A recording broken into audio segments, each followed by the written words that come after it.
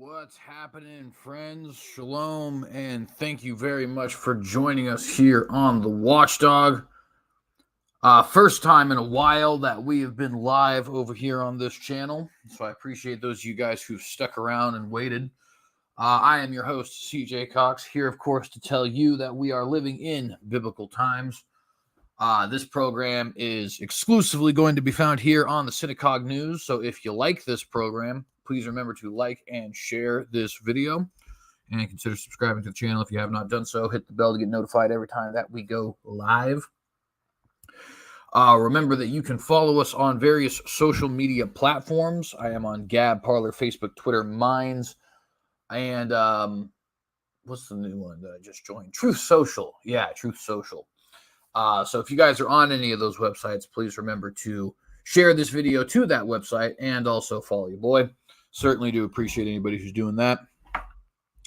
Want to give a specific shout out to Gab and Truth Social. I usually add Parler here as well, but Parler's been down for quite some time, since April 14th, after it got purchased by some company called Starboard. I don't know anything about that, but suffice to say, the website has not been up since then. The reason I give particular shout outs to Truth Social and Gab is because free speech on the internet has, of course, been a dwindling thing, and it seems like there is less free speech every day on this massive beast that we call the internet. So if you guys are interested in fighting for internet free speech, one of the best ways to do that is not to talk about it, not even to vote on it, not even to do activism on it, but actually to use competitive websites that respect your internet privacy and free speech. And while I'm not sponsored by them, I would just like to let you guys know that Gab and Truth Social are websites which do that, especially Gab.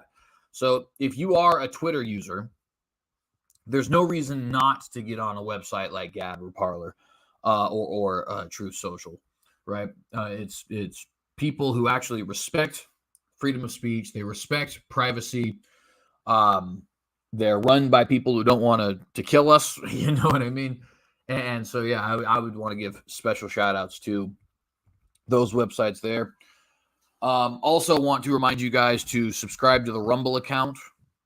If you guys have a Rumble account, Rumble and Odyssey, not so much Odyssey, but definitely Rumble, are the backups for this website, or for this channel rather. So with if you're coming over here for my apologetics content, I don't usually require a backup there. I still have one, which is Odyssey, but it's not necessarily needed because thus far Christian apologetics has not gotten as much hate from the YouTube overlords as conservative news and political content has. But conservative political content is straight up lambasted on this website. It's blacklisted. You can't say a lot of things, right? A lot of the positions which are just standard conservative talking points, such as talking about the bang bang or the pandemic, or I mean, even just saying what I just said, as far as that word pandemic, might be enough to get this video taken down. So because of that, please do remember to follow the Synagogue on Rumble. I am going to be changing it to the Synagogue News at some point. I originally had it as the Synagogue, and I haven't been able to change it yet. But nevertheless, it is only our news content.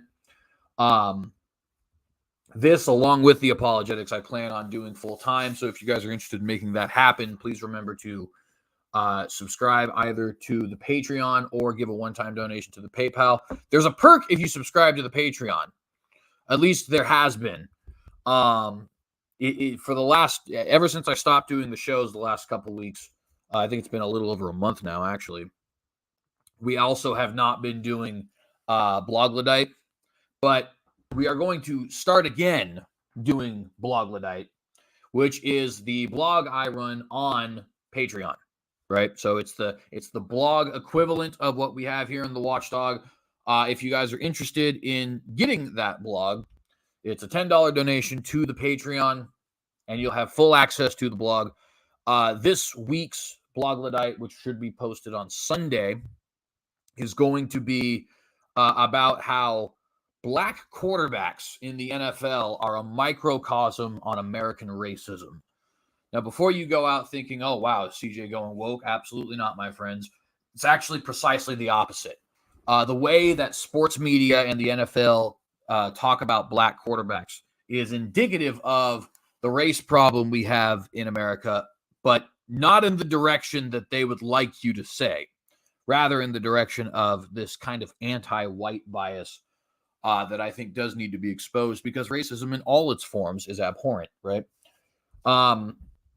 And what else we got? That's pretty much all for announcements. I'm going to try to get back to doing Watchdogs every Tuesday and Thursday, but nevertheless, and probably hopefully getting back to doing Bloglodites every Sunday. It was originally Friday, but we're going to go Sunday now. Those are all the announcements that we have here, and I appreciate everybody who is here. So we got an interesting program for you today. At least I think it's going to be an interesting program today. We're going to be talking about, we're going to be talking about Mere Christendom and Christian Nationalism. Mere Christendom being the book that Doug Wilson recently published, and Christian Nationalism being a popular theonomic political philosophy that is being spread around usually Reformed circles, but it has its equivalent in NAR and Dominionism and other sorts of other denominational flavors of this same thing. So I want to talk about that for a little bit. We're going to talk about a fort in Virginia near Petersburg that was originally called Fort Lee in honor of Robert E. Lee, but has recently had its name changed as the Marxists continue to try and get rid of all of the references to our past life, and our past life being former America, right? We're going to talk about the headliner, the war that is breaking out again in Israel between the so-called Palestinians and the Israelis. And we're going to talk a little bit of Tucker Carlson and talk a little bit of Pope Francis. So I hope you guys are enjoying this content. I don't know where you get your news, but hopefully it's going to start being here as we try to once again get to doing this a little bit more consistently, right? So let's go ahead and jump right into our first topic for today.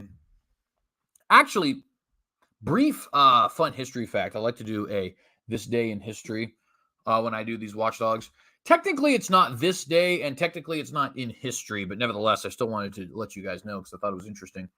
Apparently, yesterday, May the 10th, was Confederate Memorial Day in certain southern states. I believe Florida, and I can't remember what the other one was, to be honest with you. Apparently, there's multiple Confederate Memorial Days. Not April 26th, excuse me. April 26th was the original one. The last Monday or the fifth Monday or the fourth Monday are variously celebrated as Confederate Memorial Day. Excuse me, not fifth Monday. Last Monday or the fourth Monday are variously celebrated as Confederate Memorial Day in different southern states. Also, May the 10th in some other southern states. Also, June the 10th in yet some more southern states. The main thing that's interesting about that is not so much the fact that Confederate Memorial Day exists, or even its antiquity, which is not super great considering that some holidays are almost 2,000 years old, but is great for uniquely American holidays, right? April 26, 1866 was the first time it was ever celebrated. But the thing that makes Confederate Memorial Day particularly interesting is apparently Confederate Memorial Day is the reason why we have our General Memorial Day. From what I have just recently come to understand, people in the South started celebrating the fallen Confederate soldiers in what we now call Confederate, or what they now call Confederate Memorial Day. And generals in the North decided that they wanted to have a day that honored all fallen Americans alike. And that's the reason why we have Memorial Day, which, of course, this year is going to be on May the 29th. It's always I believe, the last Monday in May. Might be the fourth Monday in May. I'm not exactly sure. But nevertheless. So yeah, now you know at least a little tiny bit as to why we have Memorial Day. Apparently, it is because some generals wanted to respond to Confederate Memorial Day, which was yesterday, May the 10th. Today is May the 11th, in case anybody is curious. At least it is where I am. So let's go ahead and jump right into our program for today. I want to start by talking a little bit about Mere Christendom. Now, there was a book recently published by Moscow pastor Doug Wilson called Mere Christendom. And of course, it is about, fittingly enough, this concept of mere Christendom. And mere Christendom itself is meant to be sort of a, how would you say this? Like a bigger picture Christian nationalism, right? Many of you guys may know Stephen Wolf's book, The Case for Christian Nationalism. A lot of different people like A.D. Robles and, of course, Wolf, Udi Bauckham, and etc. have been talking about Christian nationalism. Originally, it started just as a slur. Basically, conservatives were being labeled as Christian nationalists by leftist media as a way of trying to discredit the things that they were talking about, saying, oh, you just want a theocracy, stuff like that. And then there were, after this started, becoming a thing, there were people within the Christian conservative community who started to say, well, yeah, I guess we are Christian nationalists. So what? What are you going to do about it? You know what I mean? And so that's, it's essentially where we're at now. Mere Christendom is this concept of, okay, when you have multiple Christian nations, how do they interact with each other, right? And I want to give some brief commentary here on both concepts, the concept of mere Christendom and the concept of Christian nationalism, because I don't know if I've ever spoken about it at any length here on this program. I might be doing several blog posts about it in the future. It's a very interesting topic to me because I am sympathetic to the Christian nationalist cause, and yet at the same time, I ultimately find myself disagreeing with it for certain very important reasons that I hope to briefly get into today. So this video here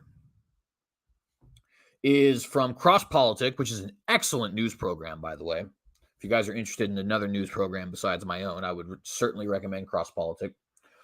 And the episode here, so it's hosted by three guys, Chocolate Knox, Gabe Wrench, who calls himself Waterboy, and Pastor Toby Sumter, right? On your screen here, you can see Gabe, and then there's also their guest for that day, which is Pastor Doug Wilson, right? Who, like I said, authored this book, Mere Christendom. And they're talking about the book and the concept of mere Christendom, right? That's what the whole episode is about. It's roughly 58 minutes long. I do recommend watching it because it is excellent, and it's also, it's got a lot of very interesting concepts that I think we as Christians should at least explore. But this little clip here from about 26 minutes and 22 seconds until about 27 minutes and 11 seconds, I said about, but those are actually specific times, kind of amplified to me, or encapsulated to me is the better word, why I am incredibly skeptical, albeit incredibly sympathetic to this philosophy of Christian nationalism. There's a lot of things I agree with them on. And there's certain things that I think are just flatly true from a Christian perspective, like the governments of the nations should acknowledge and base their authority on Jesus Christ as Lord. I think that that's true. But there's certain things about the Christian nationalist concept that make me queasy. And I think that Doug kind of brought that out unintentionally in this particular clip. So I want to play the clip real quick, and then I'm going to give some commentary on why this kind of stuff makes me queasy. And then we're going to get into the rest of the program here today. So let's go ahead and jump right into that. It's only about, let's see, I can do the math exactly, actually. It's only 49 seconds long, so I'm just going to let the whole thing play through. But nevertheless, yeah, let's go ahead and jump right into that. Oh, wrong thing. I wanted mute.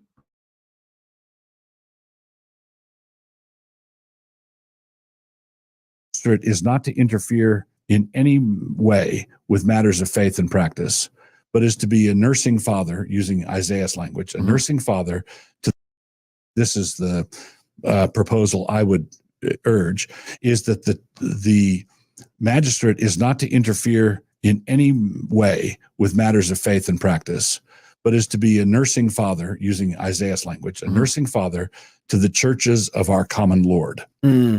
Oh, okay. So what the Presbyterians wanted was a magistrate that was friendly to Christians. Period. Yeah. All Christian denominations. Now, I acknowledge that this is going to present us with some problems down the road. What about the Mormons? What about the Jehovah? At some point you're going to have to make in and out decisions, and the magistrate is going to have to do that. But the American Westminster the American Westminster is a mere Christendom document. Yeah. Or if you say, well, no, it's just talking about America, I say, okay, Christian nationalist document. And that means if Tim Keller has not taken an exception to the Westminster Confession at that point, he's a Christian nationalist. Yeah. All right, so I did let it go a little tiny bit longer than I was originally intending, but just to have him tell you the source of that quote, the government, to be a nursing father to the Christian faith, right? Comes from the American Westminster Confession, which was written in Philadelphia in, I believe, 1776, actually, which is ironic, of course, because Philadelphia 1776 is also where all of the other stuff that was happening around that time, or surrounding the American Revolution and stuff like that. Though that's where all that was taking place. And he says here that he wanted what they wanted was a government that was generally favorable to Christians over and against other groups, right?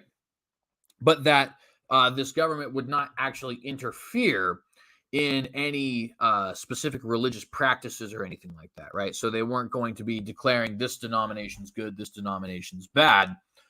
They were just simply going to be generally more favorable to Christianity than to other faiths, right? And right off the bat, before we get into that, I want to say there are many things about Christian nationalism that, like I said earlier, I agree with and I'm sympathetic with, right? So, for example, when they say the government has a responsibility to God, being that God is the one who's given them their authority, see Romans 13. They have a responsibility to God to be good stewards of the nations that he has provided them, right? To be good magistrates, to carry out his law to at least some extent, right? For example, thou shalt not kill, thou shalt not steal. In Deuteronomy 22, it talks about the death penalty for rapists. I think Ezekiel 16, though it's not a law, it does give us this sort of, what would you call that? Concept, I guess. I don't know what the word would be. Precept. There you go. This precept of waiting to have sexual intercourse with a woman until the, quote, time for love, right? And so on and so forth. So these different things, I think, they're good, right? The government should, because it was given its authority by God to begin with, right? Government is one of the only forms but I mean specifically national government, is one of the only forms of authority that is specifically God endorsed, right? There's church authority, there's familial authority, and then there is government authority. Other than that, there's no other sense of authority that's actually God-backed that I am aware of. And to give you an example of what I mean by that, the head coach of your football team, it's not negative that he's the authority, but he doesn't have the backing of God, right? Your parents, honor thy father and mother, do have the backing of God. Your church, of course, I mean, just read the book of Acts, read Corinthians, so on and so forth. So many different passages in scripture about church government. That has the backing of God. Right. And then the government itself, see Romans 13, also has the backing of God in so much as the concept of government. Right. Government is a legitimate form of authority. And more importantly than that, is a form of authority specifically backed and propped up by our Lord and Savior. Right. So the government then does have a responsibility, in my opinion, and in the Christian nationalist opinion, to reflect the holiness of God in some capacity, right? By not making things like pedophilia legal, by not making things like murder legal, or effectively de facto legal by not actually punishing murderers, right? Or pedophiles or what have you. The government has an obligation, I think, to be close to what God's moral law says. And I say close to because there is some wiggle room in so much as like, do we want the government enforcing honor thy father and mother? Do we want the government enforcing fornication laws, right? Once you get down to some of the smaller laws like that, there is room for debate, certainly, right? But as far as the second table of the law, meaning the 10 Commandments, that should certainly be enforced. And for the most part, virtually all the moral law in the Mosaic Code should at least be reflected by the state, and usually is. In Western countries, for the most part, it has been forever, really. I mean, for our entire lives, certainly, up until very recently with things like Obergefell and stuff like that. And this is why, like, a pastor can go to the government and say, as it pertains to Roe v. Wade, you're in sin. You're in rebellion against God. You're in violation of his precepts. And as a result, you need to repent nationally, and you need to move away from this egregious sin which you are committing, namely abortion, right? The government can go to, or excuse me, the pastor can go to the government when the government is persecuting a certain group, or when the government is fighting some unjust war, or when the government is endorsing child sex shows or drag shows, as they call it, right? And say, hey, you are in violation of God's commands for the way you should be operating as a nation. You need to repent, turn around, and seek the blood of Christ. It's obviously the blood of Christ is not applied to nations in the same way it's applied to individuals, but I think you guys get the point I'm trying to make. Christian nationalists say that kind of stuff, and I agree with them completely, right? I also agree with them that the state should acknowledge God in some sense. The Constitution does this, right? Well, I guess this would be the Declaration of Independence, but we hold these truths to be self-evident that all men are created equal and endowed by their Creator with certain inalienable rights, namely life, liberty, and pursuit of happiness, right? You have two different references to the Creator, one being indirect, all men are created equal, implying the Creator, and one direct, saying, and endowed by their Creator with certain inalienable rights. That, in the Declaration of Independence, is an acknowledgement of God's role in maintaining human liberty. That's a good thing, right? I believe God is also mentioned in the Constitution, but off the top of my head, I'm not remembering where exactly that is. So if anybody knows where a reference to God might be, please do let me know, because I feel like there is references to God in the Constitution, but I'm not 100% sure. And I don't mean just things like in the year of our Lord, because obviously that's, well, I guess that could kind of be considered a reference. Anyways, not the point. So the government should, I think, acknowledge God in some sense, right? And there's numerous other things I could say that I agree with Christian nationalists on. Like, it's better for the nation to have a generally Christian flavor. Being nationalist is, I think, a good thing. It's really just another word for patriotic, if you look at its dictionary definition and historic usage, so on and so forth, right? Where I start to get queasy with Christian nationalism, though, is you heard him say there that he acknowledges at some point the magistrate, that would be the government, is going to have to make inside-outside distinctions, and then give a certain level of favorability to those who are inside over and against those who are outside. And that makes me, as an ardent student of history, very uncomfortable. Because in the past, when the state had the ability to say certain groups are not Christian and certain groups are Christian, it did not go well for certain groups that were, quote, not Christian. And I say, quote, because sometimes they weren't, but sometimes they were, right? Virginia, the state of Virginia, flogged a Baptist. I believe it is the late 1700s. They literally flogged a Baptist for the crime of being Baptist. And the Massachusetts Bay Colony did the same. In fact, the reason the Pilgrims and the Puritans and the Quakers and all them were here in the first place was because they were wanting to escape state and church persecution in England and also in various other European countries, France and what would soon become Germany and so on, right? But mostly England. And so they decided to flee here, and then here certain groups got power. They did the same thing. Eventually, we all came to the common conclusion: we don't want church and state to be linked together, because nefarious actors always come in and always decide they're going to say, hey, I don't appreciate Baptists. I don't appreciate Pentecostals. I don't appreciate Quakers. Even I don't appreciate Mormons and stuff like that, right? We did persecute Mormons in this country for quite some time. That's why they're in Utah and not where they were originally founded, namely Illinois. And I don't like that. I very genuinely don't like that. If it comes down to it, if we have a Christian nationalism that declares Orthodox Christianity is the only true Christianity, and therefore Seventh-day Adventists and Oneness Pentecostals and Amish and so on are not considered Christian, right, and therefore are not favored by the state, or even worse, persecuted by the state, at that point, I feel like I would have to side with the groups that are not considered Orthodox, because the state doesn't have the authority to persecute people for perceived heresies, right? And this is something James White has been talking about quite a bit. In fact, there's a sweater vest dialogue, which is what Doug Wilson and James White call their conversations with each other. It just came out about a week ago, I think, where they're talking about this concept of sacralism. Sacralism, for those who do not know, is when church and state are unified, right? And they're talking about this concept of sacralism, and James White, being a Reformed Baptist and therefore having, theological roots in those Baptists who were so heavily persecuted, is, pointing out, I don't know how we can have Christian nationalism and avoid sacralism. And when Doug Wilson, who's one of my favorite theologians, by the way, I appreciate him very much, but when he says things like that, yes, the magistrate is eventually going to have to make inside-outside distinctions.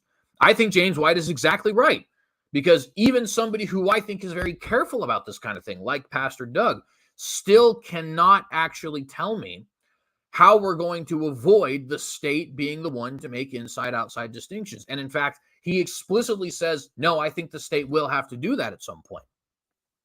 I don't want the state persecuting Oneness Pentecostals.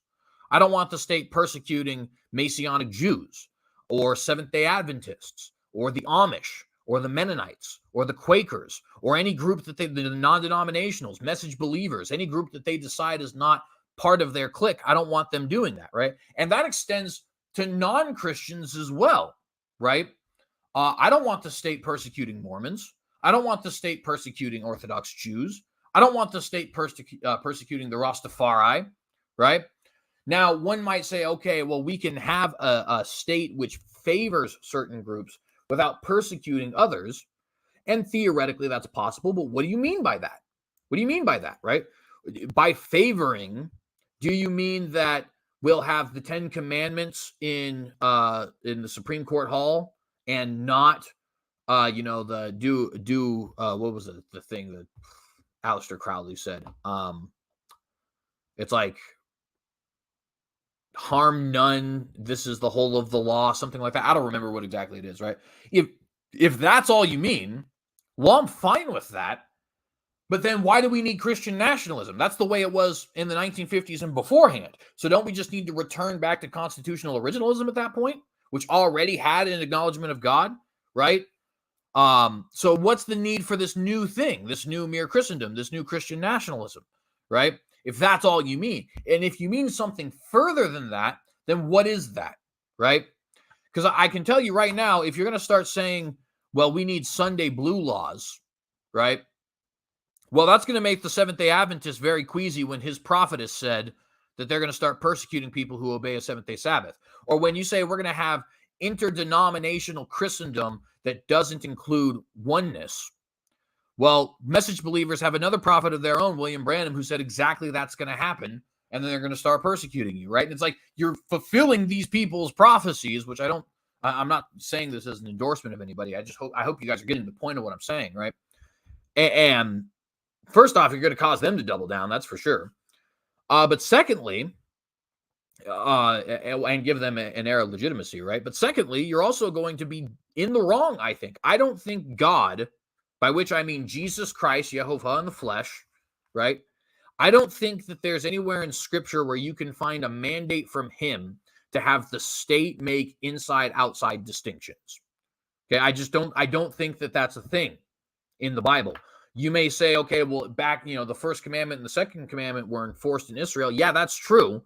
So were kosher laws, though. So were Sabbath laws, though. So were laws about whether or not you were going to have mixed fabric. Does that mean the whole Mosaic law is invalidated? Of course not. That would be an atheist argument. But my point in saying that is there was a particular covenant at that time, and the harshness of that particular covenant was part of the particular covenant because that led as a headmaster to Jesus Christ. That's the whole theological thing. I won't get into that. But the violence of the Mosaic law, the harshness of the Mosaic law was part of the point, right? Because it gave us a lesson on what sin was and how God dealt with it and how severe it really was. Hence why the Son needed to go to the cross, and hence why we absolutely must accept him or be subject to eternal damnation, right? But was that Mosaic law supposed to be perfectly replicated by Christian nations after the fact, after that had already been established? I don't think that you can make any case for that. I don't think you can make any case for that, right? And further, when we talk about concepts of mere Christendom, how are you going to avoid globalism under another name at that point, right? How do you avoid replacing the United Nations with the United Christian Nations? And when you have, when you have groups like, the Pope and these guys saying, "Oh, we need to all get together under Father Abraham and have this global unity between religions." Okay, we all recognize that to be false, to be wrong, right?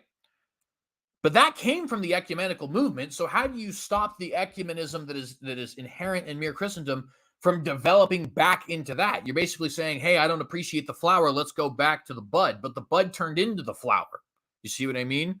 So how are you going to avoid that kind of thing? I hope I'm making sense to you guys. The point of this rant, and it's already taken me 30 minutes to get done with it. My goodness.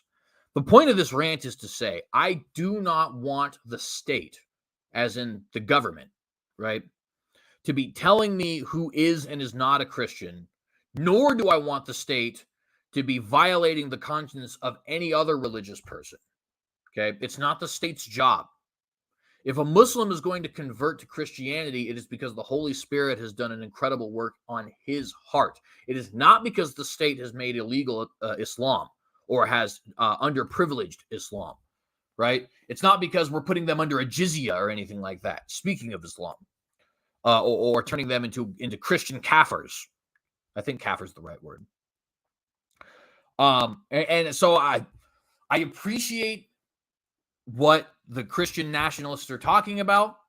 I appreciate that they are trying to solve a problem that is a very big one. Secular humanism is just collapsing at the moment. The nation's on the brink of destruction. We have people talking about people with the capacity for pregnancy and minor attracted persons, right? I appreciate a lot of what they're doing, but this, precisely what Doug just said here, is my concern. I do not want the state making inside-outside distinctions as it pertains to religion. Should they acknowledge God? Yes. Should they base their foundation on his word? Yes. Should they acknowledge the fact that their authority comes from him and our rights come from him? Yes. But should they be making those kinds of distinctions? No. And I, for one, think that if all we mean is we want to return to the things I was just saying, then all we need is to return back to constitutional originalism, because that already accomplished what we're wanting to be accomplished. We don't need this new thing of Christian nationalism. And by the way, I know people say, well, right now the state is not, what's the word there? Neutral. Excuse me. I am tired, so it's hard for me to get all these words right now. The state's not neutral in religious matters. It favors atheism. It favors secularism. It favors the pagan and even sometimes the Catholic and the Muslim over and against the Protestant Christian. And you're exactly right about that, which is why I'm not saying the Christian nationalist is completely out of bounds, nor am I saying that we don't have to go back to something. We do need to return back at least to Christian constitutional originalism, right? But I have concerns, and I think Pastor Doug just unintentionally perfectly revealed my concerns in talking about these inside-outside distinctions. Anyways, though, that was a long rant, longer than I intended. I hope it was all making sense to you guys. We're going to go ahead now and talk about our headliner. Warfare has broken out in Israel yet again, because of course it does. It's got to happen at least once a month, it seems like. So this here, I'm going to go ahead and blow this up a little bit so that you guys actually can read it. But let me change my banner. There we are. And we'll zoom in here. All right, so 29 Palestinians killed, 1 fatality in Israel as violence escalates. This is from Deacon Herald. I don't actually know this website other than this particular article. It's the first article I've ever read from them. So if anybody has any concerns or critiques or anything like that about this website, sorry, I don't know what they are. But the article's good. And really more importantly, it's the news I'm trying to get at here, right? So 29 so-called Palestinians, I say so-called because Palestine is not a real ethnic group. It's not a real ethnos. But anyways, 29 Palestinians killed, 1 fatality in Israel as violence escalates. And this is specifically violence between Hamas in the Gaza Strip and the Israeli government, which, of course, has been nonstop back and forth since at least the 1980s and the First Intifada. So it's breaking out here again. Let's read a little bit about it. Airstrikes by the Israeli army since Tuesday have killed fighters as well as civilians, including several children. I don't mean to be dismissive, but unfortunately, that is a casualty of war. It sucks, and we should try to avoid war at all costs precisely because of that.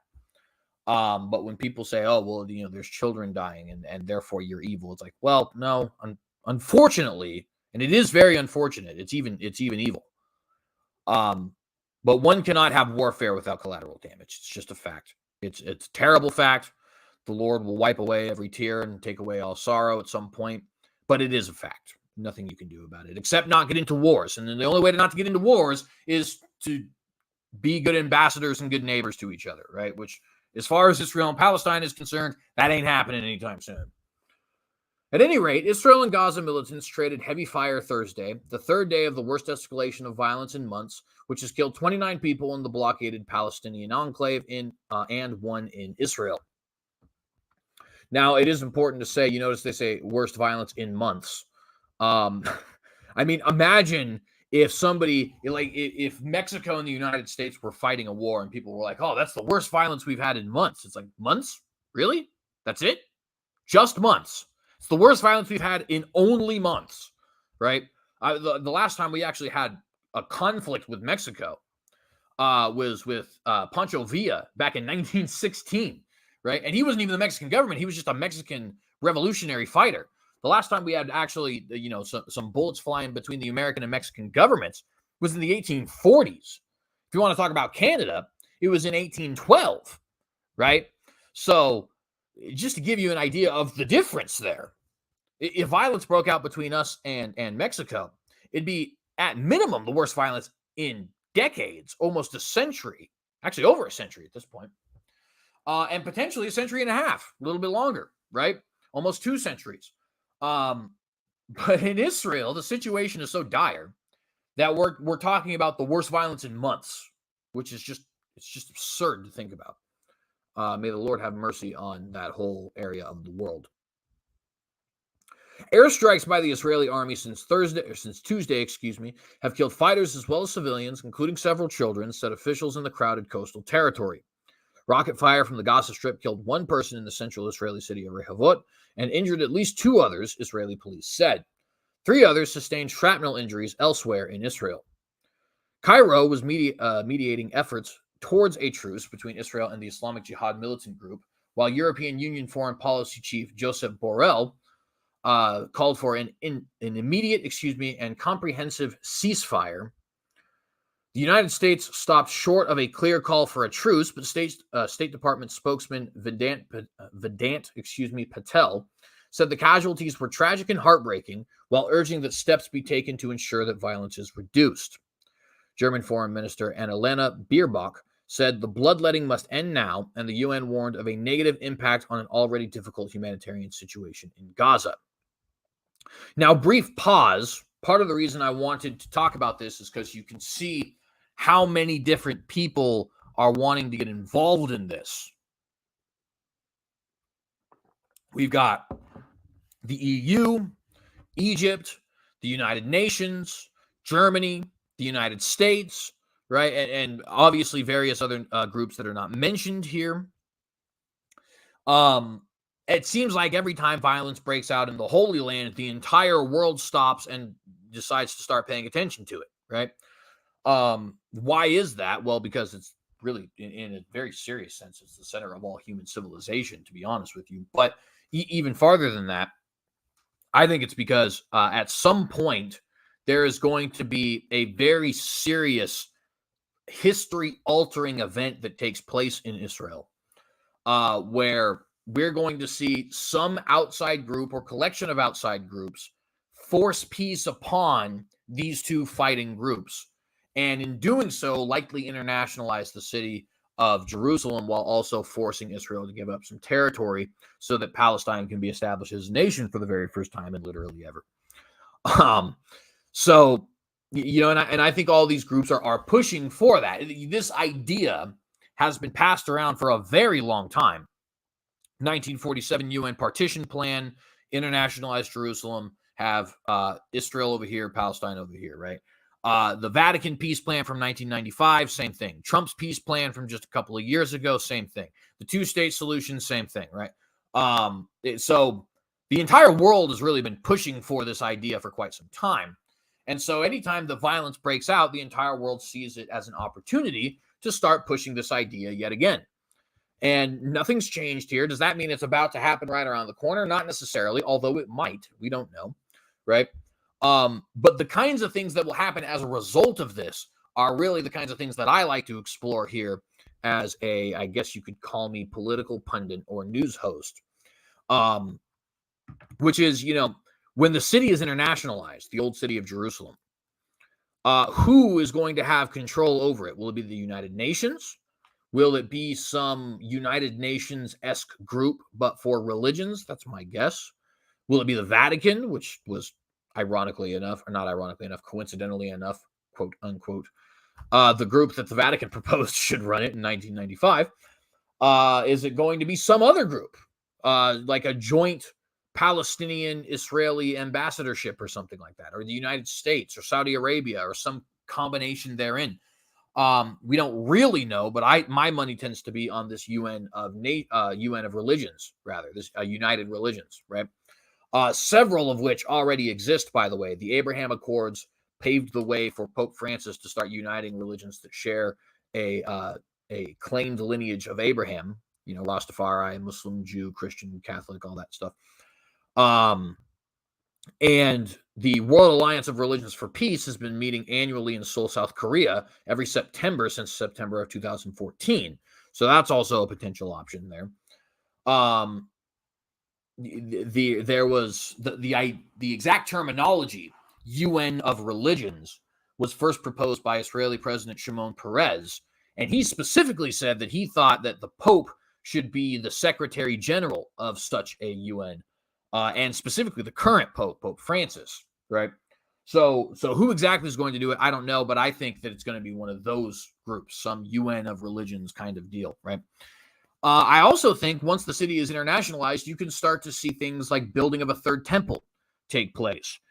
You can start to see things like people have been talking about a faith center for the three major Abrahamic religions, right? Where a building for Islam and a building for Judaism and a building for Christianity are all side by side with each other. Now, of course, how exactly that would take place is anybody's guess, being that, you know, Orthodox Jews don't consider Karaite Jews to be real Jews, and Messianic Jews are stuck between Christian and Jews, and the Protestant church says we're the only Christians, and the Catholic church says we're the only Christians, the Orthodox says we're the only Christians, unless you're talking about the more liberal fringes of them. So how exactly all this stuff takes place, you know, and then Islam is its own beast with Shia Islam and Sunni Islam and all that kind of stuff. How all this takes place, I don't necessarily know, but it opens the door for that, right? It opens the door for a temple to be parallel to the Dome of the Rock. It opens the door for this United Nations of Religions to have a headquarters of some kind.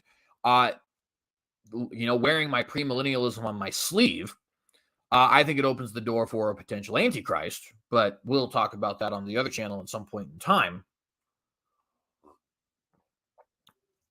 And I do think it also opens the door for a serious attempt at globalism on a much grander scale than we know right now. The current Secretary General of the United Nations, Antonio Gutierrez, there he is. who is a socialist, by the way, and a Roman Catholic, by the way. Gutierrez last year was complaining about the fact that the United Nations didn't actually have any air in its chest, so to speak, when it said something, right? You ever heard the saying, say it with your chest? Well, the UN doesn't, right? The UN basically just says stuff and it goes into the void and then nobody ever actually listens, including the nations that originally proposed the things being said in the first place. And so Antonio Gutierrez was talking about, we need a UN 2.0, and this is his words, not mine, with teeth, right?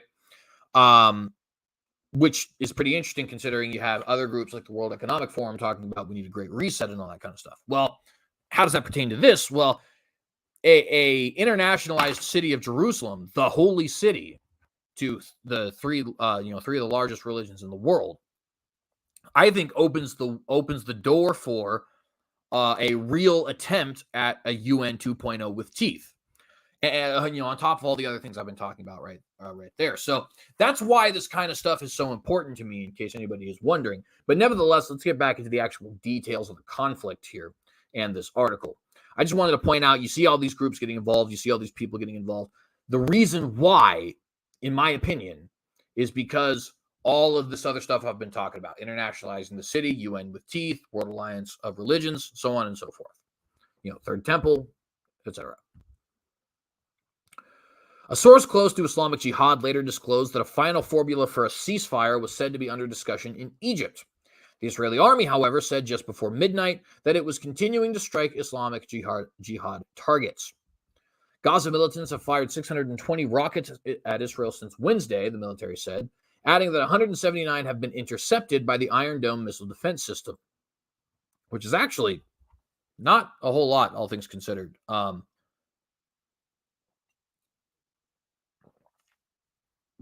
It's almost exactly a fourth, actually. No, sorry, that would be 72, not 62. So it'd be a little bit more than a fourth, in between a fourth and a third, which means, but somewhere between 3/4 and 2/3 of those rockets are actually not being intercepted, which is kind of a terrifying thought if you live in Israel, but, nevertheless. Excuse me. The army said 25% of rockets fired from Gaza fell into the territory itself. That's hilariously incompetent. Killing 4 people, including 3 minors. So Gaza terrorists have killed citizens of Gaza because they're too incompetent to be able to get the rockets over the border.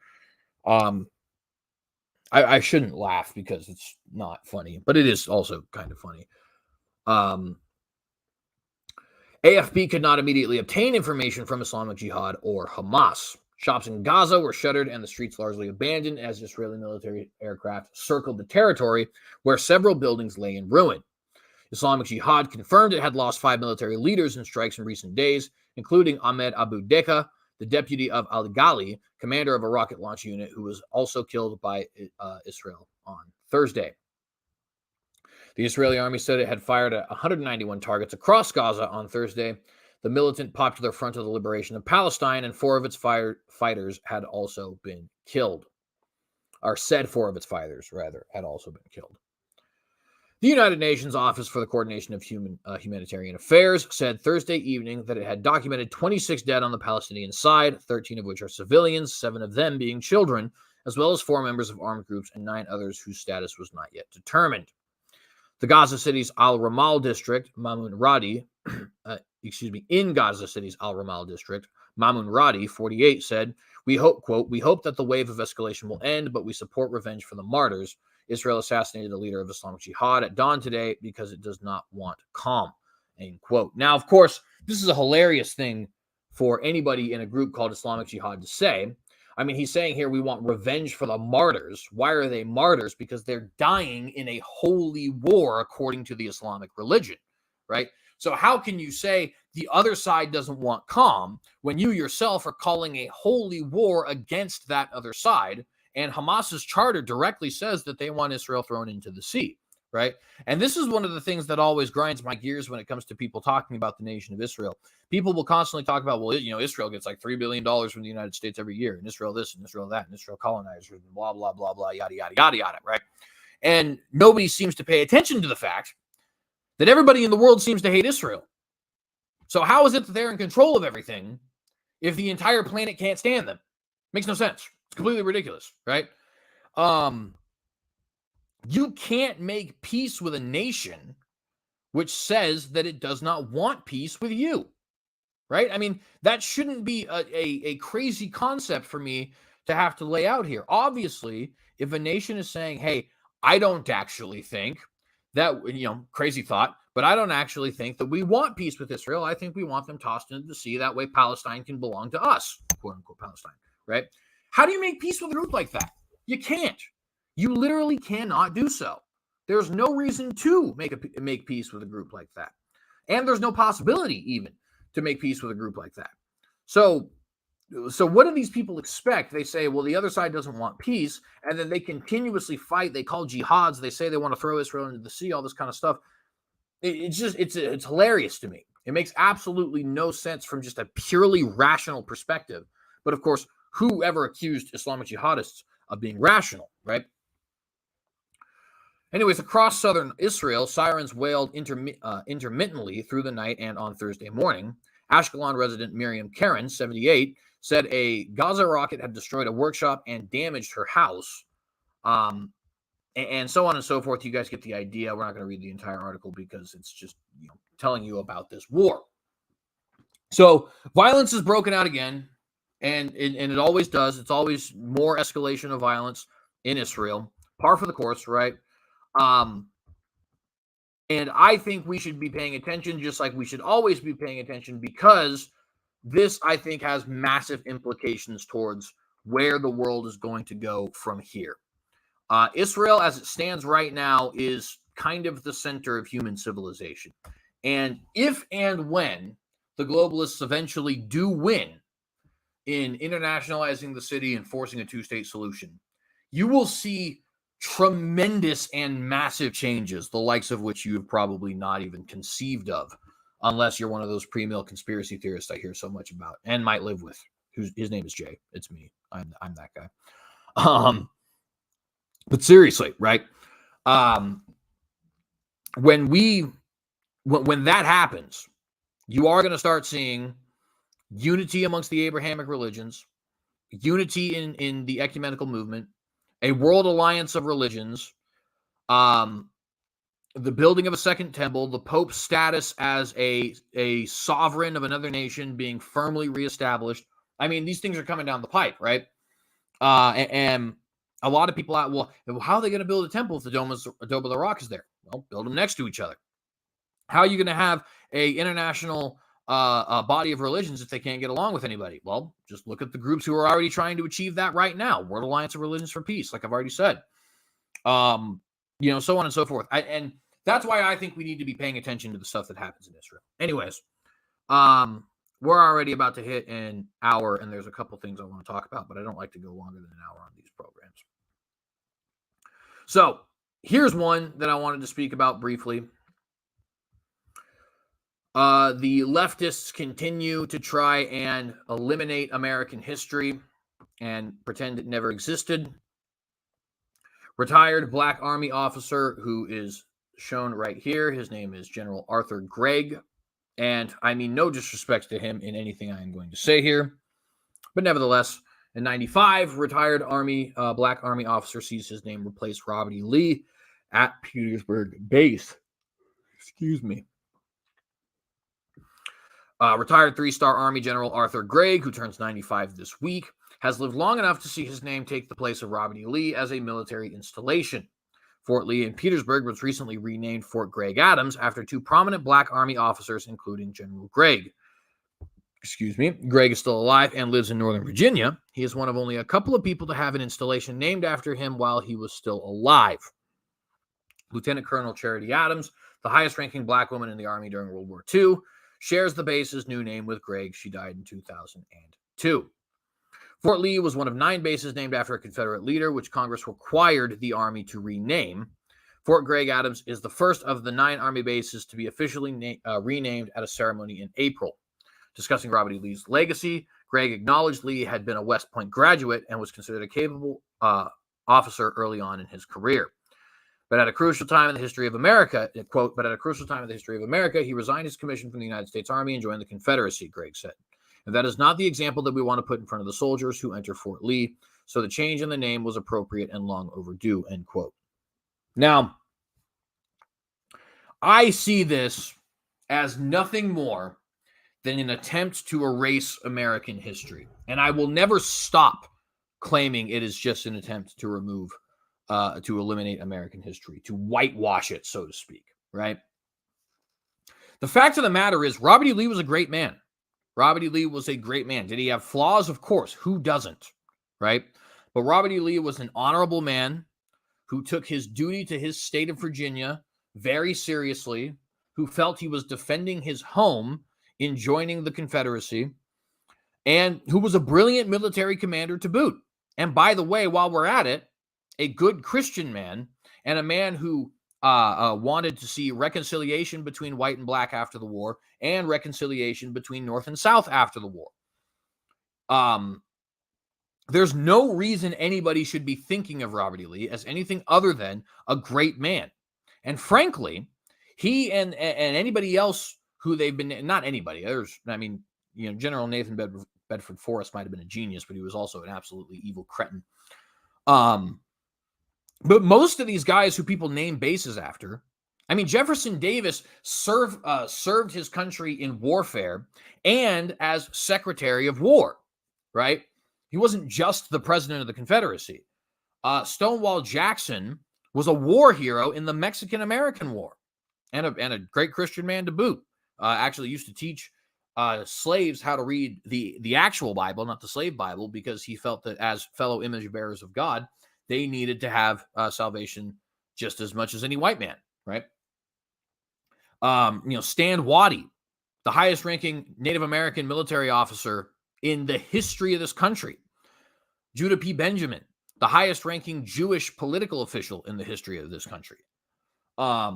James Longstreet, somebody who fought for black freedmen's rights after the end of the war and was one of the main men pushing behind or getting behind rather reconciliation between North and South. Jeb Stuart, my own ancestor, a brilliant cavalry commander, right? These were great men, greater than most of the men that exist today. No disrespect to this guy who I've never even heard of until now, but greater than General Arthur Gregg, right? But no, he fought for the Confederacy, so that means he must be an uber super duper evil guy, and we have to paint them as if they're somehow like the Knights of the Knights of Ren or some other nonsense like that, right? When in reality, it's not that simple, and that's not true, right? Now, obviously, Congress did, as you can see here, force these. And in fact, here I could open this in a new tab so you guys can actually see it. Oh, actually, I guess that was pointless because you guys can't actually see that. Anyways, whatever. The Congress did demand that these bases be renamed. Jackson Lee Day and Confederate Memorial Day is being eliminated in numerous states. Numerous schools which are named after these individuals are having that changed. They want to change Washington and Lee University to something else, maybe just Washington University or whatever. I don't know. The point is, it is all just an attempt to eliminate Southern history and American history because it starts with the Confederacy. But we've all seen that it moves on to cancel Theodore Roosevelt, take down his statue from outside the Smithsonian, cancel George Washington, he owned slaves, cancel Thomas Jefferson, he owned slaves, cancel John Adams, he didn't actually abolish slavery when he was president, right? And he had other, certain views that are not compatible with the things that we say today. Cancel, right? Now, they never reflect this light back on themselves. Well, hey, Martin Luther King was a religious charlatan and a serial philanderer and was credibly accused of sexual assault. Does that mean that we have to take no more Martin Luther King Day, take down any statues of Dr. King, right? And by the way, that's not even what I'm saying because I think Dr. King was a great man. He was an incredibly flawed man, did some heinous things, put Coretta Scott King, through the ringer. And as far as his religious charlatanry is just absolutely awful, right? If the claims about sexual assault are true, that's even worse, right? Which, by the way, nothing like that can you find in Robert E. Lee or Jefferson Davis or Stonewall Jackson's history, I might add. But does that mean that we need to start disparaging his memory? No, he accomplished a great thing, a thing greater than most people will ever accomplish. He, for a time, had people seriously considering the fact that we treated fellow image bearers of God terribly. And so, despite all the terrible things that he's done, or even may have done, we still recognize history is complicated, humans are fickle. That was a great man. But you can't do that with these other individuals, with the George Washingtons and the Robert E. Lees and the Stonewall Jacksons of the world. And that's actually a big part of the reason why I have a shirt with a Confederate flag on it. I wear it with pride, right? Not because I'm some kind of racist, not even because I'm from the South. I'm not. I'm from Nevada. But I will not let my history be eliminated by these clowns who can't even decide, or can't even figure out, rather, whether or not somebody who has a penis is a boy, right? I'm sorry, I'm not gonna take historical pointers from you, my guys. Especially when, like I said, you won't turn that same spotlight back around on your Malcolm X's, on your John Browns, on your Martin Luther King Jr.'s, and etc.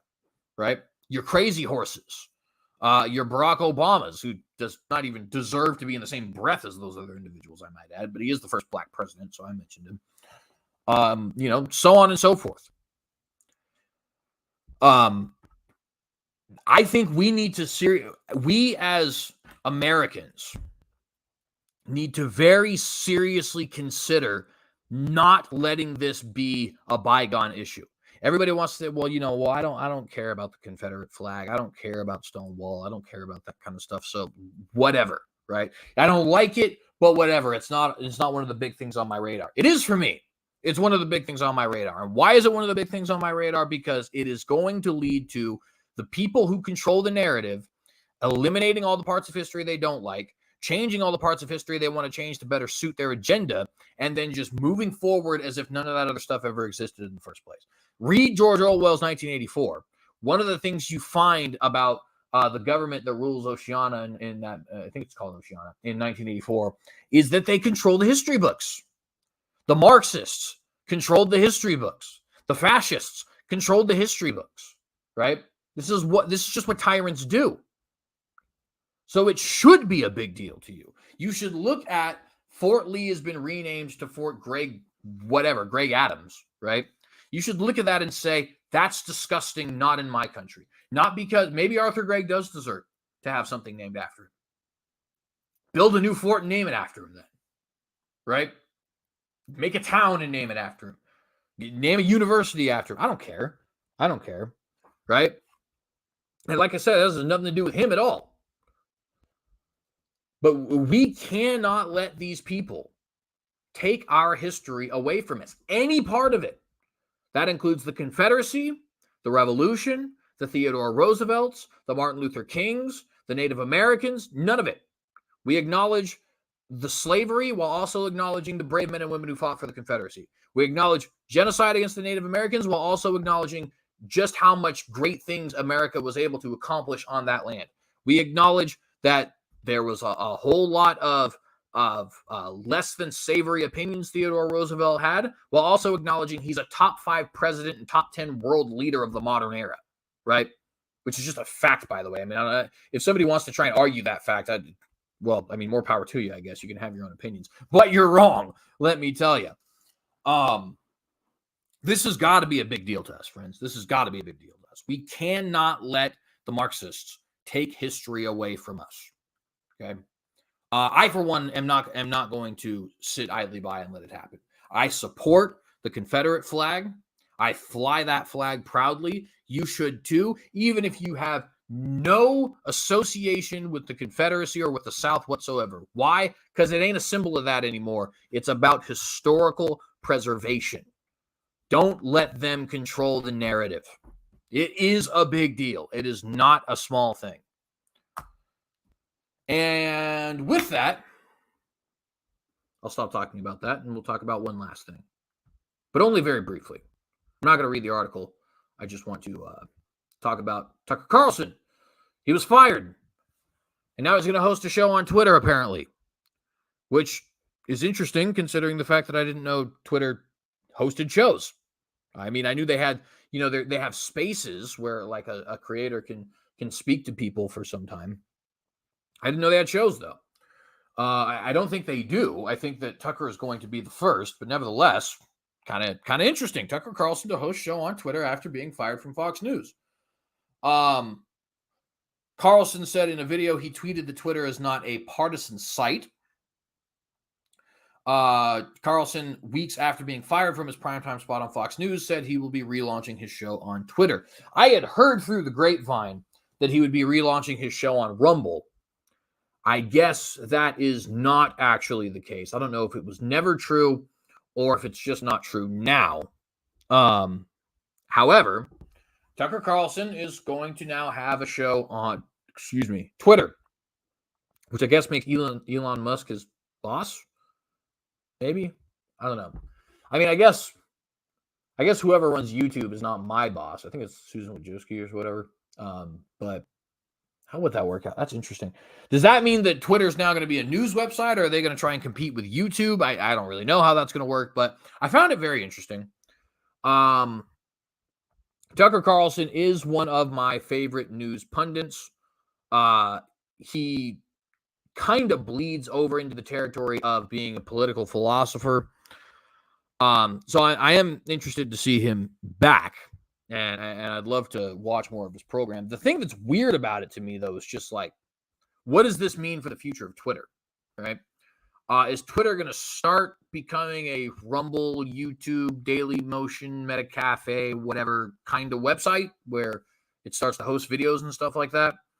Alternatively, is it going to start becoming, like a news organization? Like is the, you can see right in the corner, I guess from your perspective, would be this corner of my program. You can see the little Synagogue News logo. So you're gonna have a little Twitter news logo there, a la CNN and a watermark. That's what it's called. I don't know. I mean, it's going to be interesting. I want to see where everything goes from here. I don't have really much else to say about it other than that, but I thought it was interesting, so I figured I'd mention it. Anyways, we're out of time. Shalom, friends, and thank you very much for being here. If you like this video, please remember to like and share this video and consider subscribing to the channel if you have not done so. Hit that bell to get notified every time that we go live. I'm going to try and start posting these watchdogs every Tuesday and every Thursday, probably around 12 p.m. Mountain Time, but we'll see what happens. If you guys are interested in my blog, Bloglodite, I do have a blog, like I said, called Bloglodite, and it's going to be posted every Sunday or every other Sunday. I haven't really decided, but nevertheless, costs $10 monthly to join the Patreon, and then you get full access to the blog. I will be discussing this week how the way the NFL treats black quarterbacks is a microcosm of racism in this country. Trust me, it's not woke. In fact, I think you'll very much like that blog if you decide to join. But nevertheless, it's $10 monthly. You get full access to the blog, and appreciate anybody who wants to join there. If you guys want to give anything else, anything less than that, you certainly can. I don't have any tiers besides that one, or more than that for that matter. I don't have tiers besides that one. Or if you want to give a one-time donation, if you appreciate the work that I'm doing here, right? This, along with apologetics, are things that I wish to do full-time, so I certainly appreciate anybody who's helping with that.